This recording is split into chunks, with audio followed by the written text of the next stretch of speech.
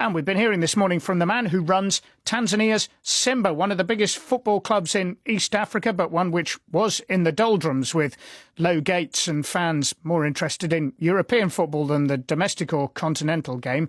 Tanzanian billionaire Mo Dewji, after a long and convoluted journey, which you may have heard him describe an hour ago, now owns 49% of the club, and with money in the bank, a changed ownership structure, more success on the pitch and real engagement with the fans, he says he is winning them back. What's more, he says the improvement in Simba's fortunes can directly help other teams in Tanzania, like their great rivals Yanga, for instance, and indeed others around the continent.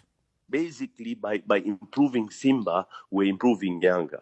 And by improving Yanga, we're improving the league of Tanzania. And if you see also in the CHAN, we first, after 39 years, we qualified in Africa Cup of Nations. This is all was partly instigated by Simba Sports Club.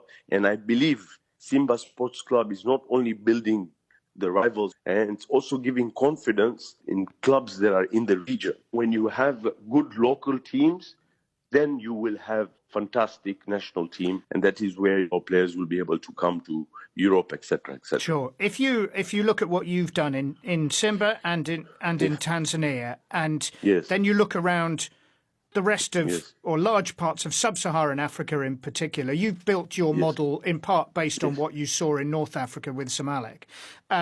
Do you think that clubs in Nigeria or Kenya or DR Congo or, large parts of the continent should look at what you have done? We've already been approached, from clubs from Malawi, from Zambia, from Kenya, like Gor Mahia, which is another very big club.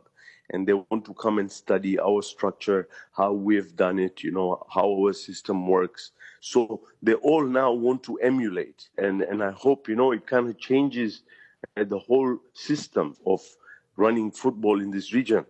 That's Mohamed Dewji of Simba in Tanzania. You can hear more from him in an hour's time. It's a really interesting project, trying to change the way the club is run, trying to change the way the club engages with fans and tempt people back to domestic football, away from the English Premier League, La Liga and all that kind of thing. He says it's working. They got to the quarterfinals of the African Champions League last season.